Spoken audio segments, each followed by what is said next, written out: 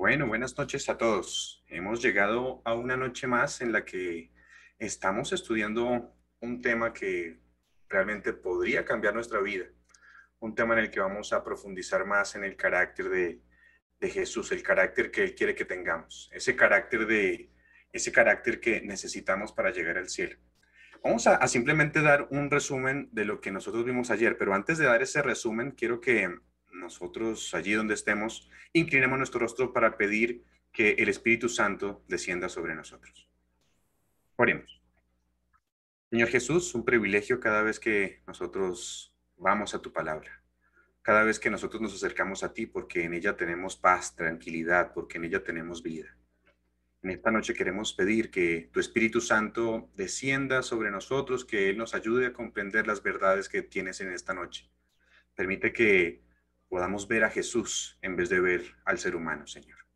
Guíanos para que nuestros caracteres puedan ser transformados y para que podamos ser como tú. En Cristo Jesús lo pedimos y lo agradecemos. Amén. Así que tenemos que dar un resumen de lo que hemos visto hasta el momento. Recuerden que nuestro tema de la semana tiene que ver como cómo ser cual Cristo se titula. Cómo poder ser como Cristo, pero ayer simplemente sentamos algunas bases de un grupo especial. Vimos el grupo de los 144,000. Hoy continuaremos y tal vez es el tema más importante de toda la semana, porque de este tema parten los siguientes temas.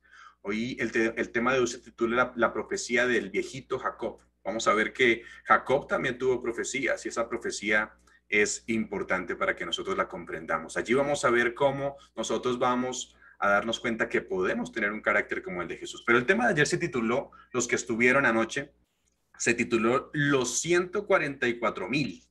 ¿Sí? ¿Estarás tú en ese grupo? Se titulaba. El tema que vimos, eh, ahora sabemos quiénes son esos 144,000.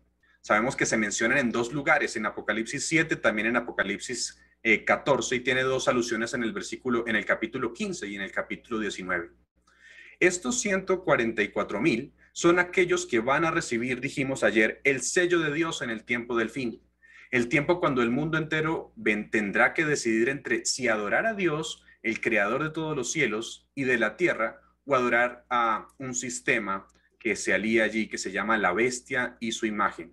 Entre recibir el sello de Dios, que es el carácter de Cristo en nuestras vidas, o recibir esa marca de la bestia.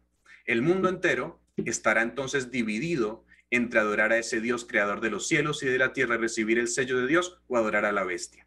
Esos 144,000 sellados dijimos que eran sellados en su frente. Allí es donde se sellan a los 144,000, porque Él quiere poner su carácter en nuestras vidas, en nuestras mentes. Eso significa tener el nombre de Dios, lo veíamos también ayer, su carácter en nuestra mente. El capítulo 7 dice que son sellados de entre los hijos de las tribus de Israel. Y por eso es que traíamos a colación los 144,000, porque decíamos, son sellados de entre las tribus de Israel. No son judíos literales, hoy lo vamos a ver, aunque muchos lo interpreten así. De hecho, hablábamos del conflicto que hoy estamos viviendo en Israel, ¿no? Israel allí, el conflicto de la franja de Gaza, y muchos de estos conflictos tienen que ver porque dicen muchos que allí se va a establecer un templo y entonces cuando se establezca el templo, unos judíos o algunos judíos se convertirán al cristianismo y ellos darán un mensaje. Pero tal cosa no dice la Biblia. La Biblia no menciona eso que hemos dicho acá. ¿Qué base tenemos entonces para decir que no son judíos, sino que son el pueblo de Dios en el tiempo del fin? Si la Biblia, como hemos leído en los textos, dice que son 12,000 sellados de cada tribu, y leímos que eran 12,000 sellados de Judá, de Rubén, de Gad, de Aser, de Neftalí, de Manasés, de Simeón, de Leví, de Isaacar, de Zabulón, de José y también de Benjamín. Pero ¿qué bases tenemos para decir, si la Biblia nos dice que son 12,000 sellados, qué base tenemos para decir que no son judíos literales, sino que son judíos espirituales? Estos serán el pueblo de Dios, el pueblo cristiano en el tiempo del fin. Vamos a detallar en esta noche entonces qué base tenemos para nosotros decir que este Israel que menciona Apocalipsis es el Israel espiritual, es decir, todos aquellos que tengan la fe de Abraham. Para analizar el tema deberíamos ir nosotros a las promesas que Dios hizo a Abraham. La Biblia tiene el pacto, hemos estudiado los que digamos que asisten allí a la iglesia, hemos estudiado en nuestras lecciones de escuela sabática precisamente el pacto este trimestre. Y el pacto es bastante importante porque simplemente es para resumirlo en pocas palabras, es lo que Dios quiere hacer con nosotros, salvarnos. Y es un pacto que se hizo en la eternidad, donde Dios estableció con su Hijo el acto de venir a morir si algún ser de repente llegara a pecar. Y eso fue lo que hizo precisamente Dios. Pero Dios entonces, en el principio de la historia, Dios escogió a Abraham y lo llamó a salir de Ur de los Caldeos y lo trajo a la tierra prometida, a Canaán. Y prometió que le daría tanto a él como a su descendencia, por todas las generaciones, le daría esa tierra prometida. Dios le prometió a Abraham que le daría la tierra por heredad. Eso es lo que le prometió a Abraham. Génesis 12, versículo 1 al 3, está allí ese pacto inicial que Dios le prometió a Abraham. Ese pacto, esa promesa que Dios prometió a Abraham.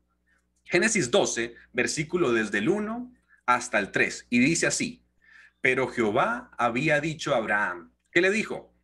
Vete de tu tierra y ¿de qué? De tu parentela. Muchas gracias, claro que sí. Ahorita vamos a permitir que lean. Yo pensé que no estaban allí y entonces por eso me dediqué a leer, pero... No, Cami, aquí estoy.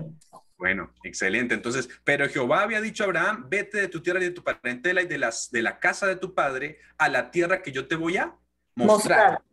Y haré de ti una nación grande y te bendeciré y engrandeceré tu nombre y serás bendición. Bendeciré a los que te bendijeren y a los que te maldijeren también maldeciré. Y serán benditas en ti, ¿qué dice allí? Todas las familias de la tierra. Así que la promesa que Dios hace a Abraham es, yo te voy a bendecir, pero en ti, además de que yo te bendiga, en ti van a ser benditas también todas las familias de la tierra. Ahora, un poco más adelante, en el capítulo 15, el versículo 13, no solo él le prometió que en él que iba a bendecir a Abraham y a las familias de la tierra, sino que también hace otra promesa. Dense cuenta de esta promesa que está en el capítulo 15, versículo 13. Le promete la tierra de Canaán, es decir, una tierra literal. Génesis 15, 13 dice, entonces Jehová dijo a Abraham, ten por cierto que tu descendencia morará en tierra ajena y será esclava allí y será oprimida 400 años, mas también a la nación a la cual servirán juzgaré yo, y después de esto saldrán con gran riqueza. Y tú vendrás a tus padres en paz, y serás sepultado en buena vejez. Y dice, y en la cuarta generación volverán acá, porque aún no ha llegado a su colmo la maldad del amorreo hasta aquí. En aquel día hizo Jehová un pacto ¿con quién? Con Abraham, diciendo, a tu descendencia, ¿qué? Daré esta tierra, desde el río de Egipto hasta el río grande, el río Éufrates. Así que las promesas son dos, al menos tenemos dos, ¿cierto? Tenemos una promesa que nos dice, en ti serán benditas todas las naciones de la tierra. Pero además de eso, ¿qué dice? También le va a dar ¿qué? La tierra. La tierra prometida, la Palestina que hoy conocemos hoy en día conocemos como Palestina. Eso fue lo que Dios le prometió a Abraham. Le prometió que en él iban a ser benditas todas las familias de la tierra y que le iba a dar la tierra. Las promesas en la Biblia y las promesas que nos hace Dios siempre son condicionales. ¿Condicionales a qué? Condicionales a que el pueblo obedezca. Y esto lo podemos trasladar a nuestra vida, ¿no? Nosotros a veces queremos que todas las cosas funcionen de manera perfecta, pero resulta que las promesas son una condición. Dios ofrece su promesa con una condición. La condición tiene que ser que nosotros obedezcamos la ley. Ahora, no es fácil para nosotros obedecer la ley. Por eso no tenemos en nosotros, de hecho, fuerzas para obedecer la ley. Pero cuando nosotros miramos al que murió en la cruz, a Jesús, que se entregó por nosotros, entonces ahora Él va a poner la ley en nuestros corazones. La promesa tiene ayuda. Esa promesa es una promesa que Él habilita. Lo que necesitamos hacer nosotros es aceptar. Entonces, las promesas eran condicionales, no era algo relacionado a lo que hicieran, que les iba a dar la promesa, hicieran lo que hicieran. Muchas personas quisieran que eso ocurriera, ¿no? Es decir, nosotros a veces hacemos todo lo malo, tratamos de irnos del camino que Dios nos ha preparado, pero a pesar de eso, nosotros queremos que Dios cumpla sus promesas en nuestra vida. Quiero decirles que eso no va a ocurrir. Dios no va a cumplir las promesas sin que nosotros permitamos que Él entre en nuestra vida, sin que nosotros permitamos que Él haga el cambio. Entonces habían condiciones. Su pueblo tenía que ser fiel. Años adelante, cuando se cumplió la profecía que Dios dio a Abraham, Porque recuerden que el texto que acabo de leer decía que primero iban a ser, ¿qué? Esclavos, ¿en dónde? En Egipto, ¿sí? Entonces, años adelante, cuando se cumplió la profecía que Dios hizo a Abraham, que su descendencia sería esclava por 400 años y que volvería en la cuarta generación, justo antes de que entraran a Canaán, Dios volvió a repetir la promesa a otro personaje. ¿A quién sería? Cuando estaban a punto de entrar a Canaán, repitió la promesa. Dios habló esta vez a Moisés. Y cuando habló a Moisés, le dijo, voy a cumplir la promesa que hice a vuestro padre, Abraham. Eso fue lo que le dijo. Les daré la tierra que les prometí. Les prometió eso. Pero hay condiciones para que esa tierra pueda pertenecer a ustedes. Y esas condiciones se encuentran allí en el capítulo 27, el capítulo 28 y el capítulo 29, bueno, incluso también el 30, ¿de dónde? De Deuteronomio. 27, el capítulo 27, el capítulo 28, el capítulo 29 y 30. Hoy no lo vamos, pues no vamos a leer algunos apartes muy pequeños, pero quiero decirles que ustedes, si ustedes quieren que Dios les bendiga sus vidas, si ustedes quieren entrar en la promesa, primero lo que necesitamos hacer es aceptar al Señor, pero léanse estos capítulos. Son capítulos que nos hablan de las bendiciones que tenemos al estar en el círculo de Dios, pero también nos ofrecen unas maldiciones a los que se apartan de las condiciones del pacto. Les dice allí en esos capítulos, cuando entres a la tierra que yo les voy a mostrar, cuídense de no hacer, de hacer todo lo que yo he hablado para que les vaya bien. Pero también les dice, pero si no me obedecen, entonces no les va a ir bien. Vamos a ir a un versículo solo, Deuteronomio, algunos versículos, Deuteronomio 28, versículo 64. Y bueno, voy a permitir que ustedes lo lean. Deuteronomio 28, versículo 64. El Señor te esparcirá por todos los pueblos, desde un extremo de la tierra hasta el otro, y allí servirás a otros dioses desconocidos para ti y tus padres, dioses de leño y de piedra. Entonces dice, Jehová te va a esparcir por todos los pueblos. Se dice, desde un extremo de la tierra hasta otro extremo de la tierra. ¿Y qué van a hacer allí? Dice, van a servir a unos dioses ajenos. Es decir, yo te daré la tierra, pero si tú te apartas de la ley, entonces yo te voy a esparcir entre las naciones. Vuelve a decirles, incluso cuando ya habían sido esparcidos 400 años antes. Entonces él les dice, otra vez, es decir, yo los voy a introducir a la tierra, pero cuídense de guardar el pacto, porque si no lo guardan, yo los voy a esparcir otra vez entre las naciones. Deuteronomio 30, desde el versículo 1. Vamos a leer el 1 por ahora.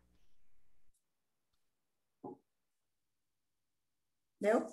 Sí, por favor. Y claro sucederá, que sí. Bueno. Bueno, Willy, gracias. Hágale, Willy, hágale.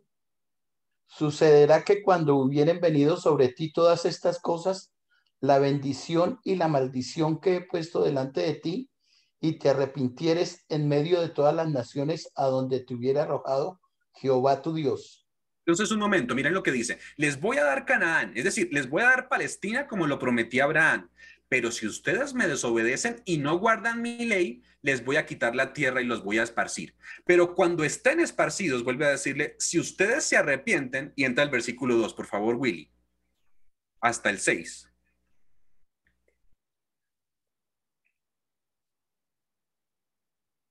Lo leo. Y te convirtieres a Jehová tu Dios, por favor, bueno, sí, bien. Y te convirtieres a Jehová tu Dios y obedeciereis a su voz conforme a todo lo que yo te mando hoy, tú y tus hijos, con todo tu corazón y con toda tu familia. Entonces Jehová tu Dios hará volver a tus cautivos y tendrá misericordia de ti, y volverá a recogerte de entre todos los pueblos a los cuales Jehová tu Dios te hubiere esparcido. Si hubieres sido arrojado hasta lo último de los cielos, de allí te recogerá Jehová tu Dios, y de allá te tomará. Y Jehová tu Dios te hará volver a la tierra que heredaron tus padres, y la poseerás, y él te hará bien, y te multiplicará más que a tus padres. Y Jehová tu Dios circuncidará tu corazón y el corazón de tu simiente, para que ames a Jehová tu Dios con todo tu corazón y con toda tu alma, a fin de que tú vivas.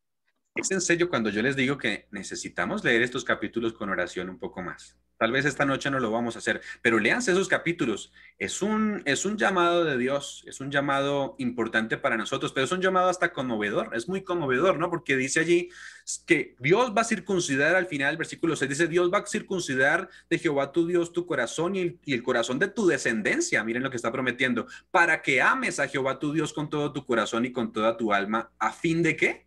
De que vivas. Miren, no sé si lo habían notado, pero obedecer a Dios tiene que ver con la vida.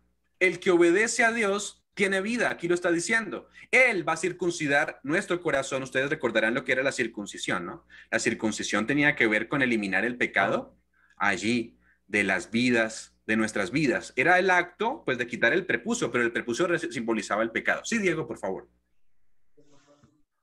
No, quería hacer como un pequeño apuntecito ahí, que fíjate que en todo el contexto, mientras va narrando, dice, te voy a sacar, ¿sí? Después dice, voy a circuncidarte, o sea, voy a poner esa ley en tu corazón. Y ahora después dice, y Jehová Dios te hará abundar en toda la obra de tus manos, ¿sí? Es una secuencia, ¿no? Primero te saco, después toma, obedéceme, y yo te voy a cumplir y te voy a hacer un hombre próspero, pero no quiere a veces lo contrario. Quiere que Dios lo haga próspero, que Dios lo bendiga sin uno obedecerle. Así es. Y este es un llamado para todos en esta noche. No importa si tal vez hay unas personas que no son creyentes completamente, no asisten a una iglesia. Es un llamado en general. Cuando nosotros nos acercamos a Dios, hay bendiciones. Ahora, no siempre las bendiciones tienen que ver con bendiciones económicas, ¿no? Porque siempre que nosotros buscamos bendiciones parece que las relacionamos con la economía, con que nos vaya muy bien. Hay otras bendiciones, ¿sí? Salud, Pero Dios, salud, por ejemplo, Dios quiere bendecirnos de todas estas maneras, pero lo primero que Dios busca para nosotros es nuestro corazón. Miren, muchas personas se desaniman al llegar a conocer a Dios o a entregar su vida a Dios porque dicen que cuando la entregan las cosas como que van peor. Pero saben, la bendición más especial que Él nos ofrece es vida y la vida es eterna. Puede ser que no tengamos a veces, digamos, el panorama todo completo aquí en esta tierra, pero Dios nos está ofreciendo aquí una vida eterna. Ahora, Dios les dice a ellos entonces, para resumir, si son fieles, tienen la tierra de Canaán. Eso es lo que les está diciendo. Pero si son infieles, entonces los voy a esparcir.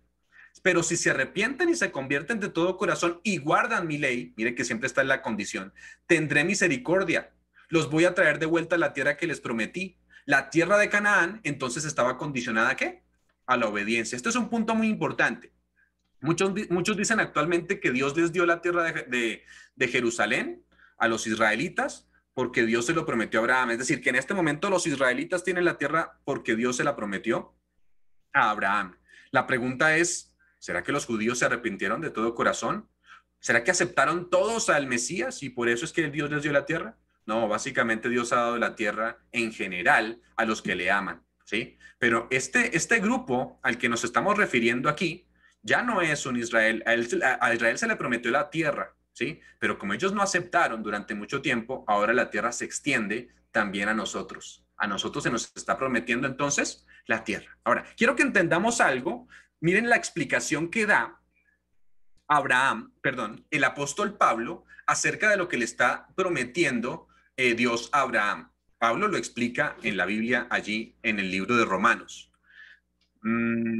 Se explica aquí la promesa que vamos a leer en el libro de Romanos, se explica la promesa de Abraham a través de Pablo. Explica de qué manera Dios va a cumplir la promesa hecha a Abraham. ¿Cómo es que Dios va a cumplir esta promesa? ¿Será que se va a cumplir en israelitas literales? ¿O cómo es que se va a cumplir? ¿Será que estos 144,000, las tribus de Israel, 12,000 de cada tribu son israelitas literales solamente? Porque muchos dicen eso. Vamos a darnos cuenta cómo lo explica entonces Romanos 2, versículo 28 y versículo 29. Mira lo que dice versículo 28 y versículo 29. Dice, ¿ya lo tienen? Dice, bueno, adelante. Concluimos, pues, que el hombre, ¿sí? ¿28? No. ¿2.28? 2.28. No, perdón, leí 3.28. 2.28. Porque no es judío el que lo es por fuera, ni es la circuncisión la que se hace exteriormente en la carne, sino que es judío el que lo es en el interior, y la circuncisión es la del corazón en espíritu, no en letra, cuya alabanza no es de los hombres, sino de Dios. Así que, claro, es claro lo que dice Pablo en la explicación. Dice, no es judío el que lo es exteriormente. Entonces Dios había dicho, voy a circuncidar. ¿Se acuerda que en Deuteronomio dijimos, voy a circuncidar su corazón? Dios lo había dicho y aquí está diciendo, no es judío es que lo es exteriormente, ni es la circuncisión la que se hace exteriormente en la carne. Esa no es, ¿sí? Es decir, no por ser judío circuncidado es que yo soy hijo de Dios. Entonces, nos vuelve el alma nuevamente a nuestros corazones, porque muchos dicen, bueno, solo los judíos entonces son parte de estos 144,000, entonces no hay nada que hacer por nuestro lado, ¿no? Pero aquí lo que se está diciendo es que no por ser judío circuncidado es que yo soy hijo de Dios. De hecho, el versículo 29 dice, ¿quién es el verdadero judío? ¿Quién dice Pablo que es el verdadero judío según allí lo dice? ¿El que lo es de qué? De corazón. Que lo es de El que lo corazón. es de corazón. En esa cita que acabo de leer, Diego manda a Deuteronomio 10:16 y aquí lo dice muy claro, dice, circuncidad pues vuestro corazón y no endurezcáis vuestra cerviz. Muchas gracias. Así que no es el circuncidado, no es el que desciende de Abraham ahora, ¿no? Porque lo fueron en un tiempo, sino aquel que se ha convertido completamente a Jehová. Ahora, no me van a entender mal, yo no soy antisemita, es decir, claro, los judíos también tienen oportunidad como cada uno de nosotros. Lo que está diciendo aquí Pablo es que este evangelio, estas promesas, esa tierra prometida que ahora es de manera espiritual, no la promete solamente a los israelitas. Esos 144,000 de los que hemos hablado, esos 12,000 de cada tribu no son solamente israelitas, sino que son ¿cuáles? Los que de corazón se han convertido a Jehová su Dios. Ahora veamos cómo aplica Pablo la promesa hecha a Abraham en el capítulo 4 de Romanos. Ahí mismo, capítulo 4, versículo 11. Capítulo 4, versículo 11. A ver cómo es que aplica Pablo la promesa que se le hizo a Abraham. ¿Cuál fue la promesa? Haré de ti una nación grande y bendeciré a los que te bendijeren y también dice a todas las familias de la tierra. Pero además les dice, voy a darte la tierra prometida, esa Canaán. Miren cómo aplica Pablo esa promesa que se le dio a Abraham. Romanos 4:11, ¿qué dice? Y recibió la circuncisión por señal, como sello de la justicia de la fe que tuvo cuando estaba aún incircunciso. Allí llegó a ser padre de todos los que creen, aunque no sean circuncidados, para que también ellos la fe les sea contada por justicia. Abraham entonces es padre no solo de los judíos circuncidados, sino también de los que son de la ¿qué? De la fe. Los que tienen la misma fe que tiene Abraham, Abraham es ese padre. ¿Qué dice el versículo 12? Y padre también de quienes además de estar circuncidados siguen los pasos de la fe de nuestro padre Abraham antes de ser circuncidado. Miren ahora el siguiente versículo, ahí lo está diciendo claro, pero miren el siguiente versículo, cómo se cumple también la promesa, versículo 13. No fue por la ley como Abraham y sus descendientes recibieron la promesa de que serían herederos del mundo, sino por la justicia que viene por la fe. Son buenas nuevas para nosotros. Dios le prometió a Abraham que sería heredero de Canaán, ¿lo recuerdan? Pero ahora Pablo dice que esta promesa se hace ¿a quiénes? A todo el mundo, no solo a Palestina, no solo abarca Palestina. ¿Recuerdan lo que dice Jesús dijo? Bienaventurados los mansos porque ellos recibirán la tierra por heredad, por herencia. Eso lo dijo Jesús. Bienaventurados los mansos de corazón, los humildes, porque ellos recibirán también la tierra por heredad. Ahora entonces Dios está prometiendo no solo la tierra como lo hizo en la antigüedad al pueblo de Israel, sino que ahora nos está prometiendo una tierra nueva a nosotros. No la Canaán terrenal, sino la Canaán celestial según la fe, según la promesa que él había dado. Romanos 9:6 nos sigue explicando un poco más. El apóstol Pablo analiza la problemática y dice, ¿qué sucede para los israelitas literales? Porque no se ha cumplido y se hace una pregunta, ¿por qué no se ha cumplido la promesa en ellos? ¿Será que la promesa falló? ¿Cómo así que ellos no recibieron en este momento, no recibieron la promesa completamente, no recibieron esa tierra por heredad? ¿Será que falló la promesa? Mira lo que dice el versículo 6 en relación a esa pregunta. No que la palabra de Dios haya fallado, porque no todos los que descienden de Israel son israelitas. No, la promesa no falló, dice él. No es que haya fallado, no es que no se haya cumplido. Dice, porque no todos los que descienden de ¿qué? De Israel son israelitas.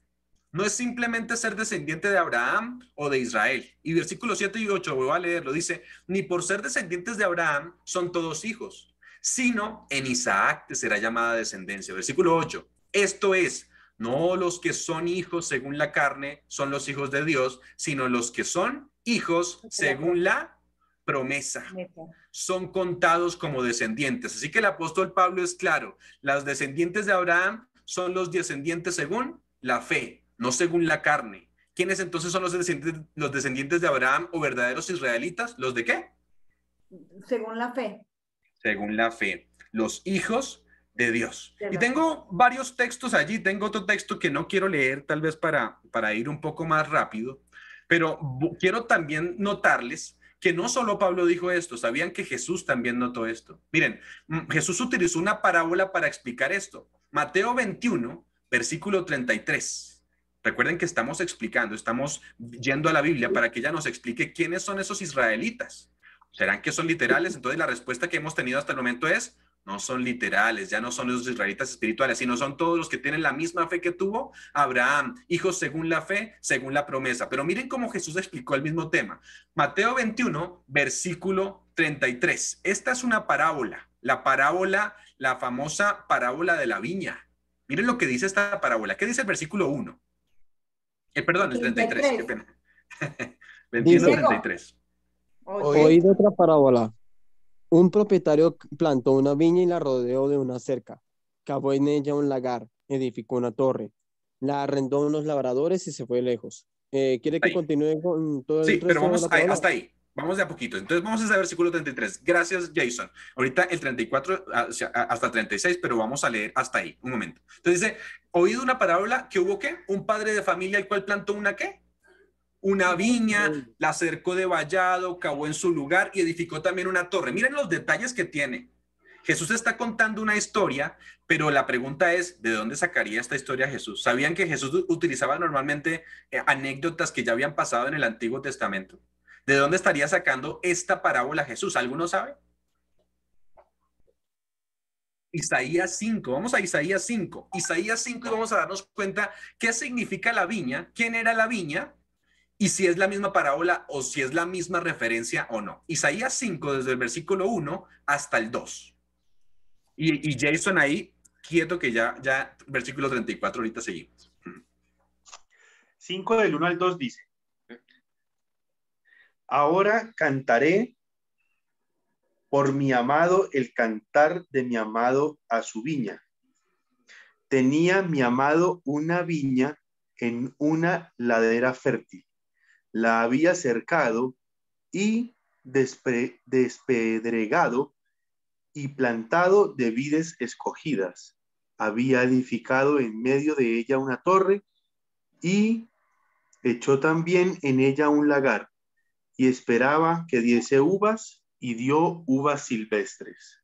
La misma referencia, si lo notan, miren, voy a cantar por mi amado el canto a su viña, ¿sí? Tenía mi amado una viña fértil, lo mismo, dice que construyó en ella, compró una viña, la cercó, edificó una torre, edificó un lagar. La pregunta que nos hacemos es, bueno, ¿a quién se referiría la viña? ¿Saben ustedes quién es la viña? ¿Es como ese mundo? Se estaba refiriendo al pueblo de Israel en ese entonces. La casa de Israel. Versículo 7, el que lo tiene, Diego que lo tenía allí. Versículo 7, gracias Jason, claro que sí. Es la casa de Israel. Pero miren lo que dice. Ciertamente la viña de Jehová de los ejércitos es la casa de Israel, y los hombres de Judá su planta deliciosa. Esperaba juicio, y he aquí vileza, justicia, y he aquí clamor. Entonces la viña dice claramente que ¿quién es? Es la casa de Israel. Ahora volvamos a la parábola de Jesús. Ahora sí, Jason, versículo 34 de Mateo 21 hasta el 36. Dice, cuando se acercó el tiempo de cosecha, envió a sus siervos a los labradores para recibir su fruto. Pero los labradores tomaron a los siervos. A uno lo hirieron, al otro lo mataron y al otro lo apedrearon. 36. El dueño envió a otros siervos, en mayor número que los primeros, pero los labradores hicieron lo mismo con ellos. Hasta ahí un momentico. Entonces dice, Jesús está hablando del pueblo de Israel y Dios les mandó siervos, que son los profetas. Envió más profetas y entonces ellos los apedrearon, los mataron, hicieron lo que quisieron con ellos. Ahora, versículo 37 hasta el 39. Bien, al fin envió a su hijo pensando, respetarán a mi hijo. Pero al ver al hijo, los labradores le dijeron entre sí, este es el heredero, matémoslo y quedémonos con la herencia. Así lo sacaron fuera y lo mataron. Ahora sacaron fuera de la ciudad a su mismo hijo. Aquí está hablando de Jesús, de lo que iba a pasar con Jesús. Esa viña era la casa de Israel y la casa de Israel hizo todo Jesús por esa casa, mandó profetas, a los profetas los apedrearon y ahora mandó a su hijo, pero con su hijo hicieron lo mismo. Incluso dice allí que lo sacaron fuera de la ciudad y lo mataron. ¿Sabían que Jesús murió en el Gólgota, que era fuera de la ciudad, y también lo mataron? ¿Quiénes lo mataron? Dice allí, los judíos, la casa de Israel. Versículo 40 al versículo 41. Dice, cuando venga el señor de la viña, ¿qué les hará a esos labradores? Respondieron, matará sin compasión a esos malvados y rentará su viña a otros que paguen el fruto a tiempo. Y miren que da la respuesta de los mismos trabajadores. Entonces pregunta el señor de la viña, ¿qué vamos a hacer con esos labradores que mataron a los siervos, a su hijo? ¿Qué vamos a hacer con ellos? Y los mismos labradores respondieron, ¿qué respondieron? Pues que los destruya sin misericordia y que arrende su viña a otros labradores. Si se dan cuenta, a otros labradores, está diciendo allí. Es decir, los labradores eran, ¿quiénes? Está hablando de la viña como el pueblo de la casa de Israel. Ahora dice que entonces la tomen otros labradores. Es la respuesta de los mismos trabajadores. Versículo 42 hasta el 45. Dice, entonces Jesús les dijo, ¿nunca leísteis en las Escrituras, la piedra que desecharon los edificadores vino a ser piedra de esquina? El Señor hizo esto y maravilloso es ante nuestros ojos. Por tanto os digo que el reino de Dios será quitado de vosotros y será dado a gente que rinda su fruto. El que caiga sobre esta piedra será quebrantado, y sobre quien ella caiga le desmenuzará. Al oír sus palabras, los principales sacerdotes y los fariseos entendieron que hablaba de ellos. ¿De quién estaba hablando? Ellos mismos entendieron que estaba hablando de ellos. Dice, por tanto os digo que el reino de los cielos será quitado de vosotros. O sea que está dando la explicación. Esta viña no me sirvió, entonces como ustedes mismos han dicho, el reino de Dios será quitado de vosotros y será dado ¿a quién? A otra gente que realmente produzca fruto. Así que Jesús lo dejó claro, el reino de Dios será quitado y va a ser dado a otros. Cuando el pueblo judío, más adelante, ¿se acuerdan cuando crucificaron a Jesús? El pueblo judío, ¿qué fue lo que gritó a las afueras? Recuerden que habían dos personas, estaba Jesús y estaba este ladrón que se llamaba Barrabás, ¿sí? Un asesino, era una persona tal vez despreciable, y el pueblo, entonces Pilato salió allá afuera y dijeron, y les dijo incluso, este es inocente, Jesús es inocente, él no ha hecho ningún daño. ¿A quién quieren ustedes que yo crucifique? ¿Y qué dijeron? ¿Qué dijo el mismo pueblo? ¿Se acuerdan cuál fue la respuesta del mismo pueblo? A Jesús. A Jesús. Y además de que dijo, crucifica a Jesús, también dijeron que su sangre caiga sobre nosotros. Y eso pasó. Es lo mismo que decía la parábola. ¿Se acuerdan? En la parábola dijeron los labradores, pues tú tienes que obrar sin misericordia sobre el pueblo, ¿sí? Así que cuando el pueblo gritó, crucifícale, estaban cumpliendo allí la parábola. Cuando ellos mataron al hijo de Jesús, también, el hijo de Dios, ¿cierto? Se cumplió la parábola. Entonces ahora los descendientes de Abraham son los hijos de Jesús. Ya esa viña fue quitada, ya no era la viña que labraba, ¿cierto? Esa viña fue quitada de ellos y fue dado ¿a quiénes? A todos los que por fe, como decía Pablo, acepten a Jesús. Por eso cuando Jesús respondió, cuando sus discípulos le preguntaron, Señor, nosotros que lo hemos dejado todo para seguirte, ¿qué recompensa tendremos? ¿Sí? Quiero decirles que cuando Jesús respondió eso, o sus discípulos le preguntaron, Señor, ¿nosotros qué recompensa tendremos? La respuesta fue, vosotros os sentaréis sobre 12 tronos y juzgaréis a las 12 tribus de Israel. Está diciendo allí, ya las 12 tribus no tienen nada que ver.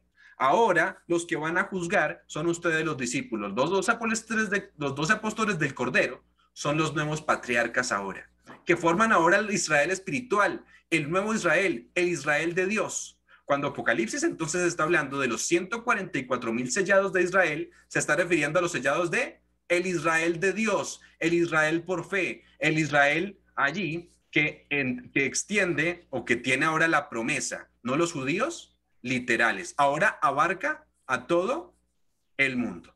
Ahora, hago una pregunta más bien. Si nosotros somos el Israel de Dios, ¿qué quiere decir entonces que van a haber 12,000 sellados de cada tribu? Si nosotros comprendimos eso, fue claro, ¿no? Es decir, ahora nosotros somos el Israel de Dios. Todos los que por fe creen en Jesús son el Israel de Dios. Entonces, si nosotros somos el Israel de Dios, ¿qué querrá decir que van a haber 12,000 sellados de cada tribu? Porque dice que van a haber 12,000 de cada tribu, de Rubén, de Benjamín, de Neftalí, de cada tribu. Sabemos que ahora estas tribus nos representan entonces ¿a quiénes? A nosotros. Esas tribus ya no son las tribus de Israel, sino son las tribus que del Israel espiritual. Pero ¿qué quiere decir esto de cada tribu? Porque dice Neftalí, ¿se acuerdan que leímos ayer? 12,000 de la tribu de Aser, 12,000 de cada tribu. ¿Qué quiere decir eso en específico? ¿Cómo se diferencian las tribus hoy en día? Es decir, ¿cómo sabemos de qué tribu somos? Aquí viene lo maravilloso de esta semana que estamos comenzando. Dios escogió a Abraham y le dijo que tendría un hijo según la promesa. Su hijo, ¿cómo se llamó? ¿Cómo se llamó el hijo de Abraham? Isaac. Isaac, quien nació a los 100 años que Abraham tenía 100 años y nació. Ahora, Isaac también tuvo 2 hijos, Esaú y por el otro lado, Jacob. ¿Cuál de los dos fue el escogido para ser descendiente de Abraham? Jacob. Jacob. ¿Cierto? Aunque eran 2, solo uno llegó a tener la bendición de la promesa. Esa promesa que se le dio a Abraham, solo uno llegó a tener esa promesa. Jacob tuvo después 12 hijos. Y esos 12 forman la base para las 12 tribus de Israel, ¿sí? Los padres de las 12 tribus forman la base para las tribus de Israel. Y de esos 12 hijos, ¿qué se formó? El pueblo de Israel cuando se multiplicó. ¿Qué tiene que ver esto? Eso que pasó allí, que conté allí en esa genealogía, hasta llegar a los 12 hijos de Jacob, ¿qué tiene que ver esto con nosotros hoy en día? ¿Será que tiene que ver? Todo. Lo leímos en el Apocalipsis mucho. Tiene que ver mucho. Dios quiere demostrar que todo aquel que acepte el plan que tiene para la salvación del ser humano, entonces puede llegar a ser un vencedor a través de la sangre de Cristo Jesús. Es lo que quiere demostrar con los 144,000. Y entonces él escoge a estos 12 hombres que vienen de una familia terrible, ¿sí? Y esta semana vamos a hablar de esta familia terrible, la familia de Jacob, los 12 hijos, porque si tienen que ver con nosotros, tenemos que estudiar qué pasó con ellos. ¿Por qué el texto dice 12,000 de cada tribu? Hablemos entonces de la familia de Jacob. Necesitamos hablar de la familia de Jacob como introducción de esta semana para darnos cuenta por qué Dios escogió a estas personas. Vamos a ver por qué Dios los está mencionando y cómo nosotros formamos parte de ese cuadro. Jacob y sus hermanos, y su hermano, ¿cómo se llamaba el hermano de Jacob? Esaú. Esaú, eran mellizos, ¿lo sabían? Ajá. Ellos eran mellizos, pero Jacob no fue el primero que nació. No, Esaú. Fue Esaú, ¿cierto? La primogenitura era muy importante. Tenía todo que ver porque el primero que nacía tenía todos los derechos del primogénito. Era muy importante la primogenitura en la antigüedad. Ese que era el primer varón iba a tener la bendición espiritual. Lo vamos a ver esta semana, bendición espiritual, la bendición también de prosperidad económica. Y la herencia se partía a esa persona que era el primogénito se le daban 2 partes de la herencia. O sea que tenía la bendición espiritual porque iba a ser el patriarca de la familia. Por eso era tan importante que naciera un hombre. Pero miren, ellos tuvieron solamente media hora de diferencia y el primero que nació no fue Jacob, el que tuvo la primogenitura. Media hora de diferencia y solamente por esa media hora de diferencia a uno le tocaban todos los privilegios y al otro no. El plan de Dios había profetizado que Jacob sería el heredero incluso antes de nacer Jacob.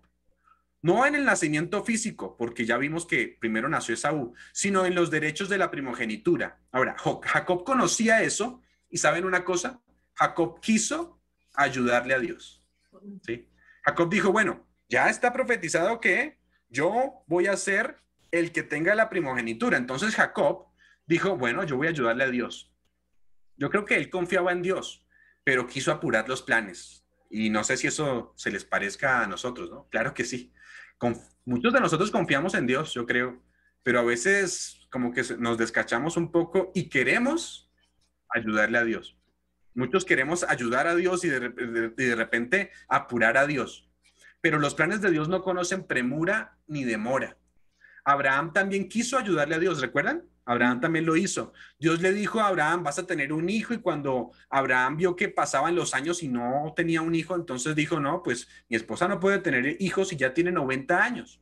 Ya no tiene la costumbre de las mujeres, ya no es fértil, digámoslo así. Entonces mejor le ayudó a Dios, dijo él, le ayudo a Dios con la sierva Agar.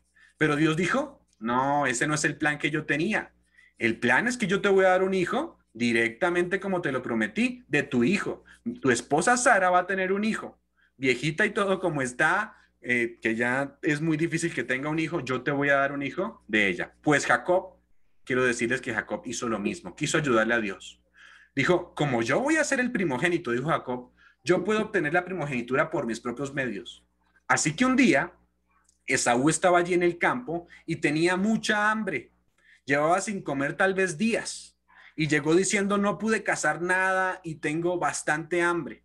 Y le preguntó a su hermano que estaba allí haciendo un guisado, le dijo, ¿será que tú tienes algo de comer? Y ese olor tan rico, huele a guisado tal vez de lentejas. Le dijo, bueno, véndemelo. Y entonces Jacob aprovechó y se lo cambió por la primogenitura. Tanta hambre que tenía que le dijo, tengo tanta hambre que a mí no me importa nada en este momento, así que toma la primogenitura, yo te la doy, lo prometo hoy, pero dame ese plato de lentejas. Y de esa manera Jacob consiguió la primogenitura. Pero al llegar el día de la bendición, mucho tiempo después, cuando ya Isaac iba a morir, ese día de la bendición de Isaac hacia su hijo Esaú, Esaú continuaba con su interés de tenerla. O sea, se le había olvidado lo que había prometido antes. Se había olvidado que se la había vendido hace un tiempo. Jacob entonces creó una mentira, ¿lo recuerdan? Hizo una mentira junto con su madre. Miren, a veces nosotros preferimos como que a uno de nuestros hijos. Eso pasaba con Rebeca. Rebeca como que prefería a Jacob. Y por el lado de Isaac prefería a Esaú. Pero fue tanto la influencia de la madre, tanto que quería que su hijo tomara la primogenitura, que ideó un plan con su hijo. Y entonces engañaron a su padre. Él se hizo pasar por Esaú para conseguir esa bendición de la primogenitura, pero fue un gran engaño. Cuando su hermano se enteró de lo que había hecho, que lo habían engañado, que había obtenido la primogenitura por un engaño, entonces él le dijo, o le juró que lo iba a matar. Jacob entonces en ese momento tuvo que huir lejos, lejos de su familia. Ese engaño que hizo, y eso lo tenemos que ver a nosotros mismos, ¿no? Esos engaños, esas cosas que a veces hacemos, le costó tanto, le costó estar lejos de su familia, de su mamá que amaba tanto. Y ese engaño entonces hizo hizo con su padre, o ese engaño que le hizo a su padre, más adelante también se le dio vuelta. Porque miren, eso es claro, todo lo que el hombre cosecha, también eso va a cegar.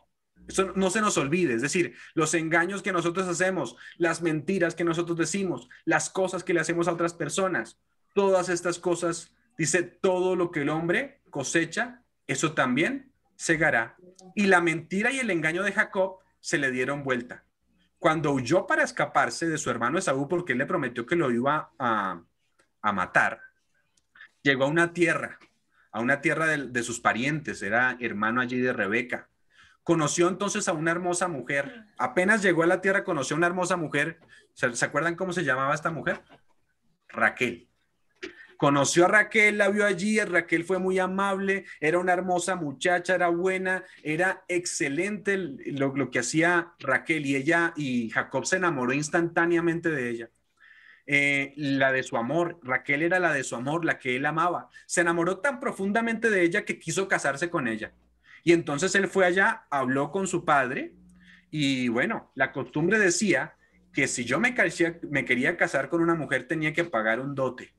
Y el dote no era nada sencillo de conseguir.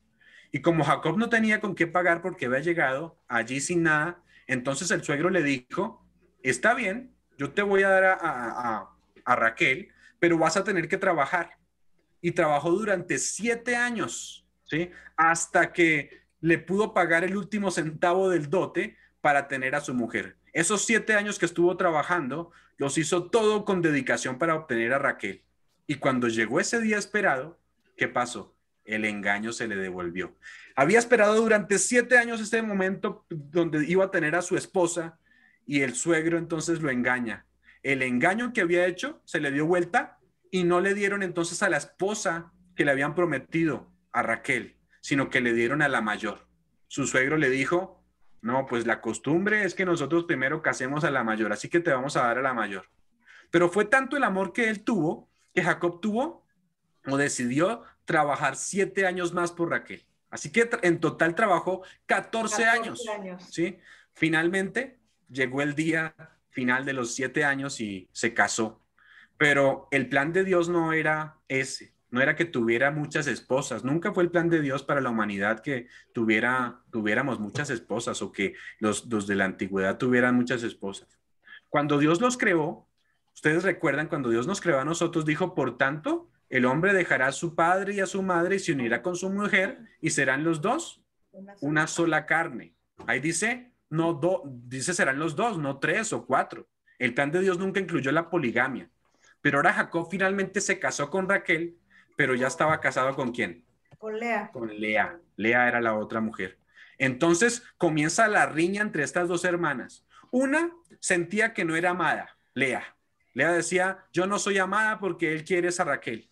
Ella sabía que su esposo no la quería, sabía que la despreciaba, sabía que él estaba enamorada de su hermana mayor, pero sin embargo ella era también la esposa. Y ella vivía, hacía todo lo que fuera necesario para ganarse el favor de su esposo. Entonces él pensó, si yo le doy, o más bien, ella pensó más bien, si yo le doy un hijo a él, a Jacob, entonces él me va a querer. Porque no me quiere, entonces si yo le doy un hijo, entonces él me va a querer. La historia se puede leer en Génesis como esta. Ojo. Pero qué se... La historia se puede leer en Génesis y pues se puede leer cómo estas hermanas quieren ganar el corazón de su esposo, ¿sí? Sus mujeres entonces comienzan a dar hijos a Jacob. Dense cuenta de esto. Vamos a ya entrar en la parte final en donde vamos a hablar precisamente del tema que vamos a desarrollar esta semana. Génesis 29:31. Génesis 29:31. ¿Qué dice allí?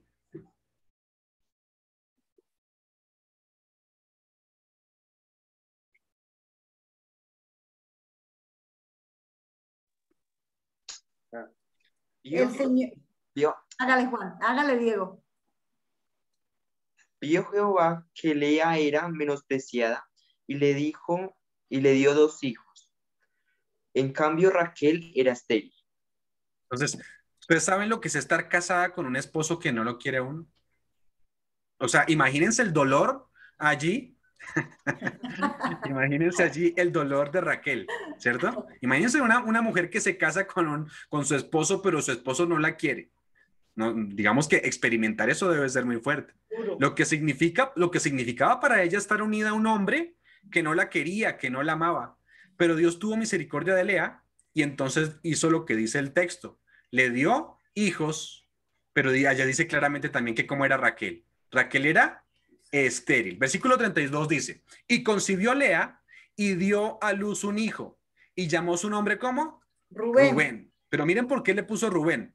Porque dijo, ha mirado Jehová mi aflicción, ahora por tanto me amará mi marido. El clamor de una mujer que había sido despreciada. Dijo ahora, tengo un hijo, mi esposo ahora sí me va a querer, ahora sí se va a fijar en mí porque le di un hijo varón. Estaba buscando conseguir el corazón de su esposo a través de un hijo. ¿Cuántas muchachas hoy en día piensan que van a tal vez atar a su novio dándole un hijo, ¿no? Y entonces el nombre que se le dio allí fue Rubén. ¿Qué quiere decir? ¿Saben qué quiere decir Rubén? Ahí dice. No se pierdan mañana. Era un hijo. Mañana por la noche hablaremos de Rubén específicamente. Pero vamos a adelantarnos un poquito, porque esto es fascinante. Las 12 nombres de los hijos de Jacob tienen un significado en hebreo. ¿Sí sabían? Y según el significado de cada nombre, se pueden descubrir las características de cada hijo y de su carácter. El nombre de cada hijo tiene un significado. Y si se conoce el significado de cada nombre, eso nos va a ayudar a identificar a cuál de las 12 tribus yo pertenezco.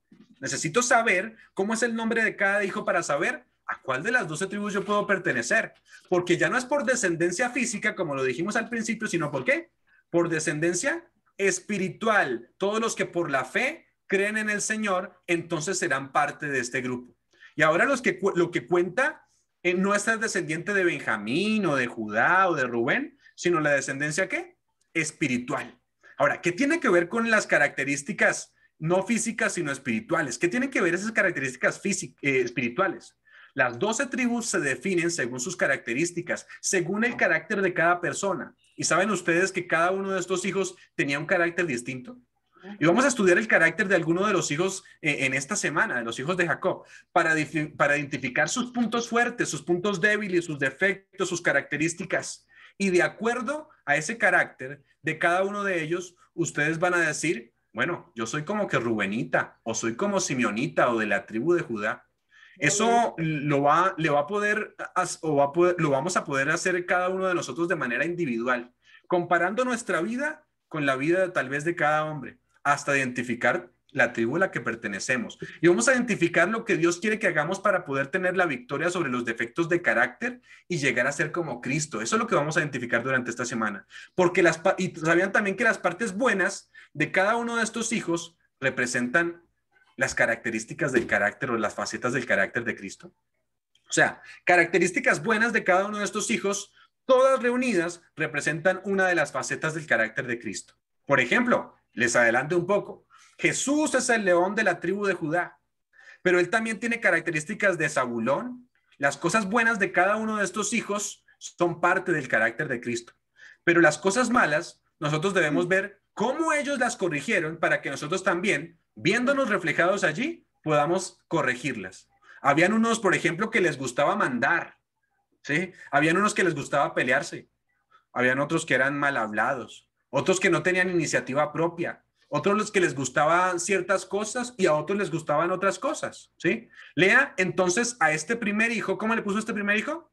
Rubén, así le puso. Vamos a darnos cuenta mañana que es Rubén. Versículo 33 del capítulo 29. Concibió otra vez y dio a luz un hijo y dijo, por cuanto oyó Jehová que yo era menospreciada, me ha dado también este. Y llamó su nombre Simeón. El segundo hijo se llamó ¿cómo? Simeón. Y concibió otra vez, versículo 34, y dio a luz un hijo y dijo, ahora esta vez se unirá mi marido conmigo, porque le he dado a luz 3 hijos. Por tanto, llamó su nombre Leví. Noten la desesperación de esta mujer no amada, tratando por todos los medios de ganarse el corazón de su esposo. Versículo 35 dice, concibió otra vez y dio a luz un hijo, y dijo, esta vez alabaré a Jehová, por esto llamó su nombre Judá, y dejó de dar a luz. Ahora, cuando Raquel vio que Lea le daba hijos, y ella no podía, ¿qué hizo Raquel? ¿Saben qué hizo Raquel? Dijo, como yo no puedo, entonces le voy a dar a mi sierva, ¿sí? ¿Saben cómo se llamaba la sierva de Raquel? Versículo 1 del capítulo 30. ¿Quién lo quiere leer? Versículo 1 del capítulo 30. Cuando Raquel vio que no tenía hijos, tuvo envidia de su hermana y decía a Jacob, dame hijos o me muero. Es que necesitamos analizar cada texto, porque miren lo complicado de esta familia. Era una familia complicada. ¿Cómo se desarrolla ahora la trama tan complicada entre todos ellos? ¿Saben ustedes lo que significa vivir en una familia donde hay 2 hermanas que se odian entre ellas? ¿Lo han experimentado tal vez? Pero es que lo más terrible es que las dos tengan el mismo esposo. Imagínense, y que, claro que tengan el mismo esposo, ¿cierto? Que tienen unas celos de la otra, envidia de la otra, y las 2 casadas con el mismo hombre, como dijo Gloria, ¿sí? Entonces Raquel dice, mire, yo no puedo tener hijos, y tenía envidia de su hermana, y le decía a Jacob, ¿qué le decía a Jacob? Dame hijos, y si no me muero, sí. Si no me das hijos, me voy a morir. Es lo que le está diciendo, versículo 2. Y Jacob se enojó con Raquel y le dijo, ¿soy yo Dios que te impidió el fruto de tu vientre? Miren las peleas entre las esposas. Y ahora no solo están las peleas entre las hermanas, sino que ahora está el esposo también peleando. Dame hijos o me muero. Y entonces él le dice, bueno, ¿yo qué tengo que ver en todo esto? No es mi culpa, no es mi culpa. ¿Acaso soy yo Dios para darte hijos? Se enojó con ella. Versículo 3. Ella le dijo, ahí tienes a mi sierva Bila. Llégate a ella para que dé a luz sobre mis rodillas y yo tenga hijos de ella. Como si tener un hijo de otra le fuera a calmar un poco lo que sentía, ¿cierto? Entonces Pero dice, bueno, esa era como la tradición en ese tiempo, ¿no? sí, exacto, pero entonces dice, cuando los niños nazcan, yo entonces los voy a recoger como si los hubiese tenido yo. Yo los recojo porque ella es mi sierva y me pertenece a mí. Entonces, Ojo, no por ser tradición era algo aprobado por Dios. No. Sí, sí, sí. No, pero sí era la tradición, pero sí, no era. La tradición. Sí, Ojo, sí, no era. Diego, no vaya a seguir la tradición, ¿no? Versículo 4 dice, así le dio a Bila su sierva por mujer y Jacob se llegó a ella. Entonces le dio, ¿cómo se llamaba la sierva? Bila. Bila. Versículo 5, y concibió Bila y dio a luz un hijo a Jacob. Versículo 6, entonces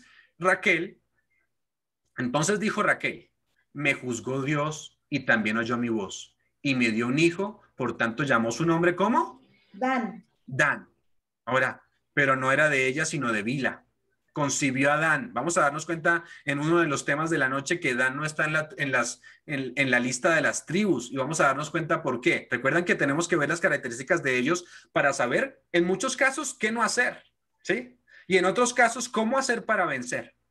¿Qué defectos de carácter tendremos parecidos a ellos? Pero Dan no está dentro de la lista final. Eso quiere decir que Dan tuvo que haber hecho algo muy terrible para no estar en esa lista. Versículos 7 y 8. Concibió otra vez Bila, la sierva de Raquel, y dio a luz un segundo hijo a Jacob. Y dijo Raquel, con luchas de Dios he contendido con mi hermana y he vencido. Ahora le dijo, estoy contendiendo con mi hermana, como si la cuestión fuera una carrera, ¿no? A ver quién le da más hijos. Y llamó su nombre Neftalí. ¿Sí notan la lucha? Versículos 9 y 10. Viendo pues Lea que había dejado de dar a luz, tomó a Silpa. Ahora dijo Lea, yo no me voy a dejar, ¿no? Entonces tomó a Silpa, su sierva, y le dio a Jacob por mujer. Y Silpa, sierva de Lea, dio a luz un hijo a Jacob. Entonces, ahora miren, Lea está diciendo, con que mi hermana dio a luz un hijo de la sierva, yo también entonces tengo una sierva. Puede que, pues entonces que se acueste la sierva también con él y la sierva entonces se llamaba Silpa. Entonces le dijo Jacob, tú también tienes que tener hijos con mi sierva. Y se complicó la situación. Miren, si es difícil tener dos mujeres. De guerra. Imagínense esa competencia, ¿cierto? Y dice allí, si era difícil tener dos mujeres que estaban peleadas, ahora imagínense cómo era de difícil tener cuatro mujeres. ¿Sí? Versículo. Pobre Jacob, pobrecito, Dios mío. Sí, a veces ¿Quién lo mandó a Bruto? Gloria, diviértase ahí, sí la ven, ¿no? No, pues claro, porque es que como, mejor dicho, no me haga hablar. ¿Cierto? Versículo 11 hasta el 13. Y dijo Lea, vino la aventura y llamó su nombre Gad. Y luego Silpa, la sierva, le dio a luz otro hijo a Jacob. Y dijo Lea, para dicha mía, porque las mujeres me dirán dichosas. Y llamó su nombre Aser. Ahora, finalmente, la que tiene hijos después de todo esto es Raquel. Dios le concede a Raquel hijos. Llegó a tener dos. Uno se llamó José, el mayor. Y el otro Benjamín. Y el otro Benoni, no sé si lo sabían, ¿cierto? Y como ella no podía tener hijos, ya vamos para allí, ¿cierto? Porque como ella no podía tener hijos, cuando nació el segundo, le puso Benoni. O sea, Benjamín realmente inicialmente se llamaba Benoni, que quiere decir hijo de mi dolor y de sufrimiento. ¿Saben por qué?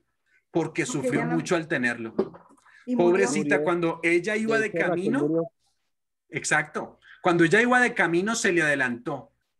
Fue un parto difícil. Pensaban los que estaban, la partera allí pensaba que iba a morir el niño y la madre al mismo tiempo, pero lograron salvar la vida del niño y la enterraron al lado del camino. El dolor entonces ahora partió el corazón de ese hombre. Imagínense el corazón de Jacob.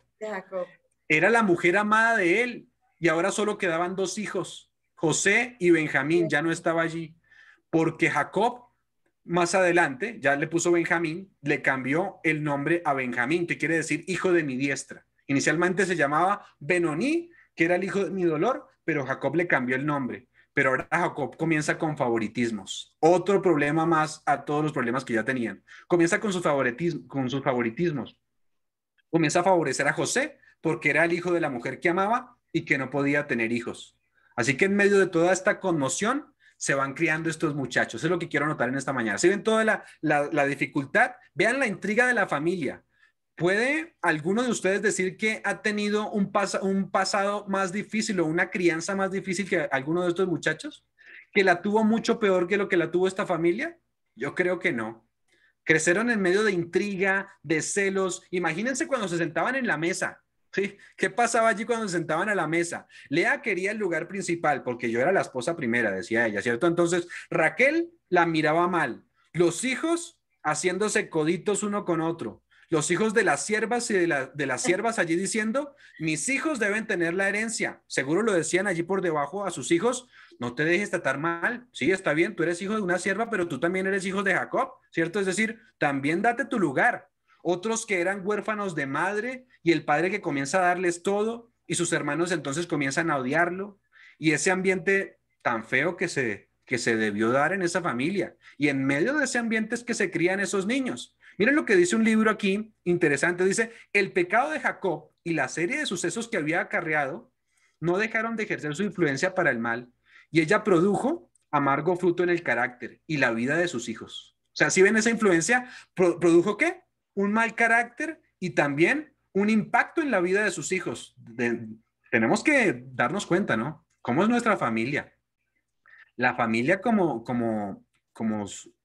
se ve en la sociedad es el centro. Si nosotros en nuestra familia... Por eso hay el dicho que se dice, qué bonita familia. Sí, ¿cierto? Sí, si nosotros en nuestra familia no somos buenos, mire todo el impacto que tenemos con nuestros hijos. Si no les enseñamos a tener un carácter que sea siguiendo a Jesús, miren todo lo que pueda producir. Cuando estos hijos, dice aquí, llegaron a la adultez, cometieron graves faltas. ¿Por qué? Es claro por qué. Ustedes se preguntan por qué hoy en día muchas personas cometen lo que cometen, porque a veces no tenemos una familia que fue completamente organizada. Y es el momento de entregar nuestras familias al Señor. Eso es lo que nos está diciendo esto. Cuando estos hijos llegaron a adultez, cometieron graves faltas. Las consecuencias de la poligamia, no era el plan de Dios, ¿se acuerdan? Se revelaron en la familia. Esta terrible mal tiende a secar las fuentes mismas del amor y su influencia debilita los vínculos más sagrados. Los celos de las varias madres habían amargado la relación familiar.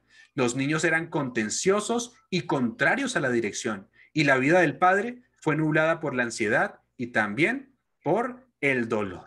Y es que la historia no termina ahí. Ustedes vamos a darnos cuenta durante esta semana. Vienen sucesos increíbles. De lo que van a escuchar esta semana, ustedes se van a horrorizar con todo lo que pasa. Faltas graves. Uno de los hijos de Jacob comete pecado como subirse a la cama de su padre. Otro es el de los dos hermanos que tenían como hermana también a Dina, ¿cierto? Y ella se enamoró de un muchacho que era de otra religión que no era la de ellos. Era un hijo de un príncipe. Los padres no querían que ellos se enamoraran, pero entonces ella fue a un baile y allí conoció a ese muchacho y se tuvo que casar con él porque esa noche estaba ella donde no tenía que estar y el muchacho se quiso sobrepasar al principio hasta que lo hizo, la violó, pero el muchacho al final pues quiso hacer las cosas bien y entonces vino a hablar con el padre, le dijo, bueno, yo quiero hacerla mi esposa. Entonces Jacob dijo, bueno, está bien, que se casen. Y entonces Jacob reunió a la familia, les dijo, bueno, ¿ustedes qué piensan?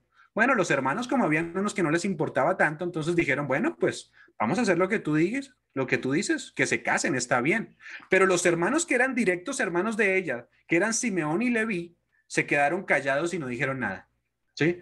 Pero dijeron más adelante, bueno, está bien, si ellos si ellos quieren casarse y si él tiene buenas intenciones, entonces que se haga de nuestra religión, porque no pueden haber casamientos mixtos. Y entonces el muchacho la quería tanto que dijo, bueno, está bien, nosotros nos vamos a hacer de su religión. Entonces ellos le dijeron, bueno, tienen que circuncidarse, no solo ustedes, sino todos los de su pueblo.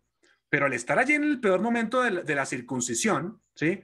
En la convalecencia de la operación, estaban todos operados y Simeón y Leví mataron a todos. Es que a nosotros se nos hace fácil hoy decirlo, pero imagínense, simplemente porque tal vez por venganza llegaron allí y mataron a un montón de personas, a todo ese pueblo, un asesinato terrible, un genocidio ocurrió allí. Jacob se puso a llorar y entonces les dijo, ¿ustedes qué han hecho? Ahora me van a odiar aquí, nosotros somos extranjeros, nos tenemos que ir de acá, ¿ustedes qué han hecho? Entonces miren, dense cuenta, intrigas, asesinatos, incestos, cosas terribles. Nadie puede decir que usted la tuvo más fácil. Nadie me puede decir que la tuvieron más fácil que lo que tuvo la familia de Jacob. Pero sin embargo, esto es lo que quiero resaltar en esta noche para finalizar. Dios hace de esta familia un ejemplo para el mundo. Si quieren más intrigas, esos hombres llegaron a vender a su propio hermano como esclavo a Egipto. Imagínense hasta dónde llegaron. Lo venden y no le dicen al papá. Le dijeron que estaba muerto y el dolor entonces del padre allí en su corazón durante mucho tiempo. El padre dice que se va a morir del dolor, pero entonces le mienten y después más adelante descubren que ese hijo llegó a ser el primer ministro de la nación más importante del mundo. Pero ¿qué es lo que es importante aquí? Dios toma esa familia y demuestra que Dios puede tomar la basura, lo más bajo, lo más vil, lo más despreciable y cambiarlo en algo glorioso para su nombre, para que Él resalte su nombre. Eso es lo que Dios quiere demostrar en el ser humano. Si en esta noche tal vez hay alguno que se ha conectado y está pensando que no hay remedio para su dolor, quiero decirle que necesitamos voltear a mirar a la familia de Jacob, a esos dos hermanos, cómo eran, ¿cierto? Y cuando miremos a ellos nos vamos a dar cuenta que hay esperanza. Miren, a pesar de eso, la mayoría de los hijos de Jacob venció sus defectos de carácter y se puede decir que esos 12 hijos se encuentran en las tribus finales que entrarán por cada puerta allí en el cielo, como anoche lo dijimos. Por eso toma esos 12 hombres con sus defectos de carácter y los transforma hasta que lleguen a ser según el carácter y el corazón ¿de quién? De Dios. Eso es lo que busca hacer Dios también con nosotros, es lo que quiere hacer contigo en esta noche. ¿Sí? Esto es lo que Dios quiere hacer contigo, conmigo. Todos tenemos defectos de carácter, yo lo sé, pero esta semana veremos algunos de estos defectos terribles. Pero cuando veamos nuestra vida reflejada en estos hombres, podemos pensar que si tenemos problemas, que sí, tenemos problemas, ¿cierto? Pero Dios tiene la fuerza y el poder para transformarme. Dios puede hacerme según su semejanza. En esta semana estaremos estudiando la profecía de Jacob. ¿Sabían ustedes que Jacob también era profeta? Y la Biblia registra la profecía de él, y con este texto que está aquí vamos a terminar. Génesis 49, versículo 1, registra la profecía de Jacob, y sobre esta profecía es que nos vamos a centrar.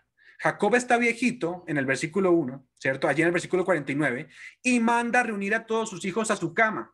Qué triste y impresionante también la escena. Jacob llama y entonces les dice, ¿qué dice el versículo 1?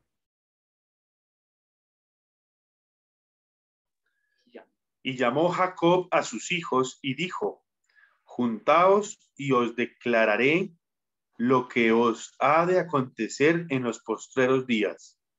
Ah, ¿sí se dan cuenta? Es una profecía, dice, juntaos, les dijo a sus hijos. Tiene que ver con los días finales, lo que va a pasar con los postreros días, les está diciendo. Miren, lo que va a pasar con ustedes y también lo que va a pasar en los postreros días. Miren lo que dice otro texto aquí. Por fin todos los hijos de Jacob se reunieron alrededor de su lecho de muerte. Jacob llamó a sus hijos y dijo, acercaos y oíd, hijos de Jacob, y escuchad a vuestro padre. Os declararé lo que ha de aconteceros en los días venideros. A menudo había pensado ansiosamente en el futuro de sus hijos y había tratado de concebir un cuadro de la historia de las diferentes tribus. Ahora, mientras sus hijos esperaban su última bendición, el espíritu de la inspiración se posó sobre él y se presentó ante él una visión profética del futuro de sus descendientes. Uno después de otro mencionó los nombres de sus hijos y describió el carácter de cada uno y predijo brevemente la historia futura de sus tribus. Aquí está la profecía de Jacob, ¿cierto? Tiene que ver con el tiempo del fin y el carácter que van a tener sus hijos. Hay algunos que dicen, como dije anoche, que los caracteres son 4. ¿Cierto? Tenemos 4 temperamentos, los flemáticos, los coléricos, los sanguíneos, los melancólicos. Claro que yo creo en eso, pero también creo en lo que dice la Biblia, que hay 12 hijos de Jacob, y en esos 12 hijos de Jacob podemos encontrar 12 diferentes caracteres. 12 características diferentes, cada uno con defectos, con virtudes diferentes. Pero esta semana vamos a darnos cuenta que si ellos pudieron vencer esos defectos de carácter, nosotros también vamos a poder hacerlo, ¿cierto? Vamos a procurar mirar a Jesús para que esos defectos sean erradicados de nuestras vidas y para que nos demos cuenta cómo vencieron ellos. ¿Tenemos esperanza en esta noche? Hay esperanza. Usted dice, yo tengo un defecto de carácter que no puedo cambiar. Quiero decirle que sí puede hacerlo. No porque usted lo pueda cambiar, es porque Dios quiere entrar a su vida, quiere transformarla y quiere entrar allí para que esté pronto allí en el cielo entre los 144,000 que el Señor ha querido que estén allí. ¿Sí, Glory? ¿Estás en mute? Lo que yo decía era que Dios era el que nos transforma. Amén. Eso es lo más importante. Dios quiera que nosotros podamos ser transformados. Miren, como dijimos al principio, hay unas bendiciones que Él quiere darnos. Nuestra vida puede ser diferente. Nosotros podemos tener un mejor carácter solamente si nosotros miramos a Jesús. Nadie puede transformar nuestros caracteres. Es difícil hacerlo, ¿sí? Pero el Señor sí puede hacerlo. Ellos vencieron. Miren, si se dan cuenta, en la familia en la que crecieron, quiero contrastar eso. Crecieron en una familia terrible. Pero a pesar de eso, muchos vencieron. No la tenemos más fácil nosotros, pero al menos sí tenemos una esperanza grande y es que el Señor puede transformar a cualquier a cualquier persona que tal vez haya tenido defectos durante mucho tiempo. Que el Señor entonces nos bendiga en esta noche, que el Señor nos guarde, que el Señor nos proteja y que permita que esta semana estemos. No se pierdan ninguno de los temas, procuremos estar en todos. Mañana comenzamos con el carácter de Rubén, que está aquí en el versículo, en el Génesis 49. Comiencen a leerlo. Léanse en esta noche Génesis 49. Vamos a darnos cuenta cómo fue el carácter de Rubén y tal vez aquí vamos a encontrar algún Rubenita, alguno que tiene defectos como Rubén, pero vamos a darnos cuenta cómo Rubén venció esos defectos. Alguno tal vez no lo encontrará mañana, pero durante la semana vamos a ir viendo los otros, esos caracteres que tuvieron y vamos a darnos cuenta que sí se puede vencer el pecado solamente con la ayuda de nuestro Dios. Bendiciones en esta noche. Vamos a terminar con una oración y después vamos con nuestro himno allí. Oremos. Señor Jesús, gracias nuevamente porque eres un Dios grande. Porque hemos visto, Señor, que tú quieres a nosotros salvarnos. No importa hasta dónde hemos llegado. Tal vez algunos nos desesperamos porque tenemos defectos que son muy difíciles. Pero, Señor, tú tienes la solución a todo esto. Tú quieres salvarnos, tú quieres llevarnos a la tierra nueva. Tú quieres que nos encontremos en el grupo de los 144,000, que procuremos, Señor, estar ahí si cuando tú vengas, nosotros estemos vivos. Permite, Señor, que si el día de hoy hemos llegado a este lugar deseando que tú transformes nuestras vidas, tu palabra nos llegue vacía. Que nos demos cuenta que hay esperanza en tu palabra y la esperanza dice que a pesar de lo que nosotros suframos, a pesar de lo que nosotros seamos, tú tienes planes mejores para nosotros. Pero solamente al entrar, Señor, al mirarte a ti como miró Abraham, por la fe de Abraham, Señor, es que vamos a poder ser salvos. Solamente mirando a ti, nuestros caracteres van a ser transformados a tu altura y estatura. Permite que eso pase, Señor. No queremos más el mal, no queremos más tristezas, no queremos más que nuestras vidas comiencen a sufrir consecuencias solamente porque nos hemos apartado del camino que tú nos has trazado. Guíanos durante esta noche y ahora que vamos al descanso, Señor, permite que podamos restaurar nuestras fuerzas. También tenemos aquí las personas que están conectadas esta noche, tal vez personas que están enfermas, que tienen algún tipo de dolor. Yo pido esta noche, Señor, que tú entres a sus vidas para sanarlos, para que ellos puedan decir que Dios ha entrado a sus vidas y que han sido transformadas en todos sus aspectos, pero también sánalos, Señor, de manera física. Guíanos, guárdanos, porque lo pedimos en el nombre de Cristo Jesús. Amén.